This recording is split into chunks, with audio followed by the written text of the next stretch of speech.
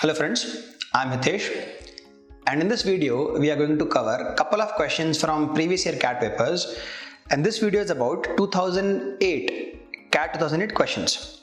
Let us try this question.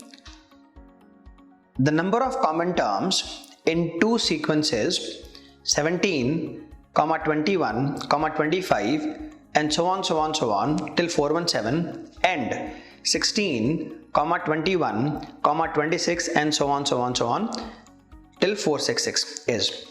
The question is asking us to find the number of common terms between two sequences, and the sequences are 17, 21, 25 and so on till 417, and the second sequence is 16, 21, 26 and so on till 466. The question is asking us to find the number of common terms, and the options given to us are 78, 19, 20, 77 and 22. As you can see, some of the options are pretty close to each other, but as a whole they have a gap of 50 values between them. Now, as you would have noticed so far that these sequences are arithmetic progressions. The first one has a common difference of 4, second one has a common difference of 5. For there to be a possibility of common terms, the gap between the terms must be 20. Yes, you have guessed it correct. 20 is the LCM of these gaps. So I am looking for a sequence in which there's a gap of 20 terms and the terms are common to both.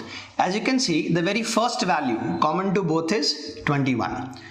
I want a new term to have a gap of 20, so that will be 41, that will be 61 and so on.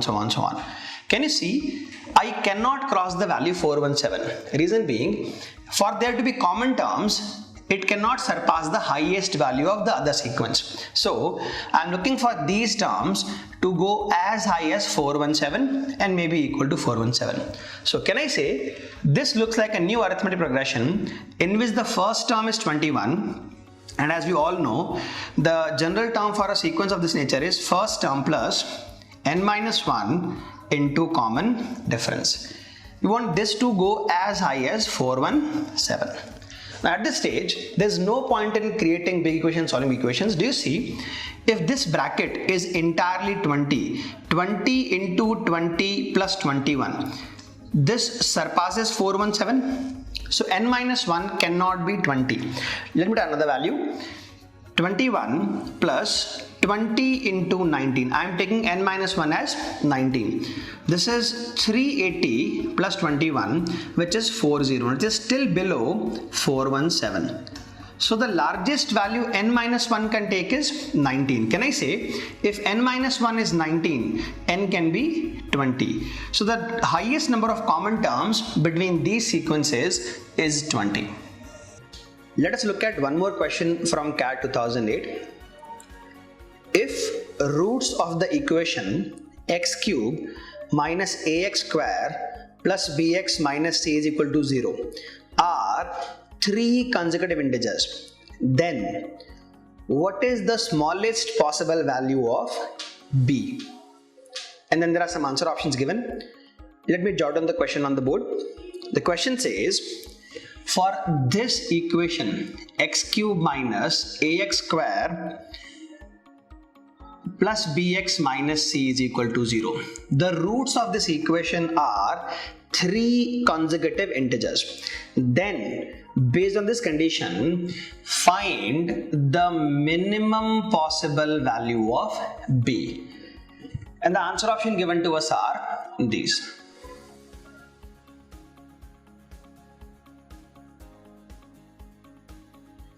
Now, first of all, let us talk about cubic equations. As you can see, the power of the equation is that is a cubic equation. Now for cubic equations, if you know how does the pattern work of roots of the equation, you can have this answer in 30 seconds. If I say P, Q, R are the roots of a cubic equation, in that case, this is what would a cubic equation look like in terms of its roots. Or in this case, now pay attention carefully to the location of B and location of roots in the general expansion. This is the position of B. We are being told B is equal to product of PQ plus QR plus RP being added, and we are being told PQR are consecutive values, consecutive integers. Can I say the product can be minimized if the values are minimized? Think of this. If I start taking consecutive values as 1, 2, 3, the products will start to increase. If I take consecutive values as -3, -2, -1, the product of 2 will again start to increase. So the best way to minimize the product of two terms here would be, with consecutive values, would be to take P, Q and R as -1, 0 and 1. Because they are consecutive and product of Q anytime will give me 0. So notice here, P into Q gives me 0. Q into R here gives me 0. R into P, which is -1 into 1, gives me -1. So in this case, the minimum possible value that B can take is -1. As you can see, even among these answer options, that is the minimum possible value. That will be the answer. Let us try one more problem from CAT 2008. This question is based on sequence and series. The question reads, find the sum of this. And if you can see, there are a lot of root overs and a lot of squares.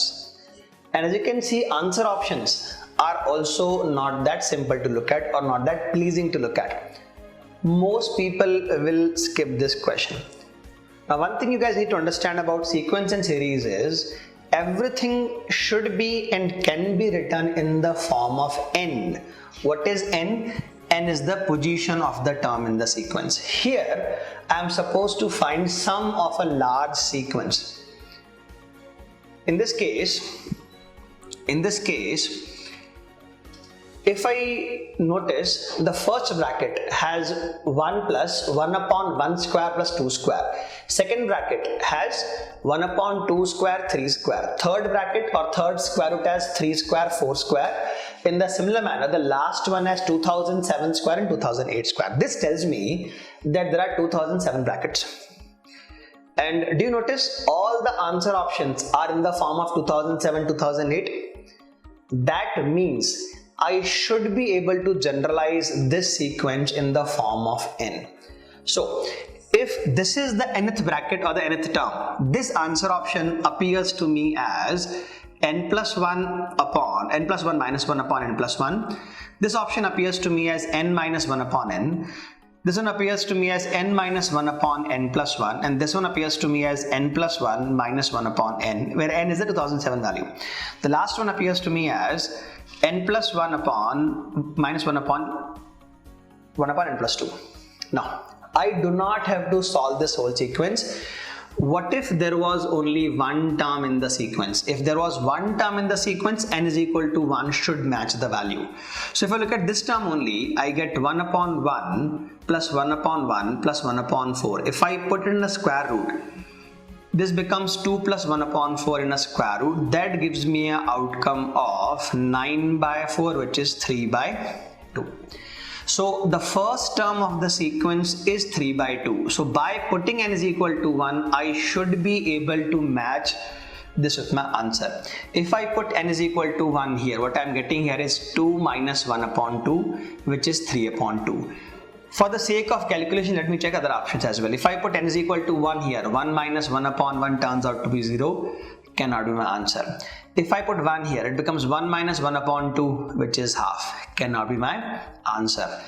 If I put 1 here, it is 2 minus 1, which is 1, again cannot be my answer. If I put 1 here, that is 2 minus 1 by 3, which is 5 upon 3, cannot be my answer. What I'm trying to show you here is, in a sequence, if you are able to rewrite the term as n in the form of n, by putting values of n, you should be able to get your answer.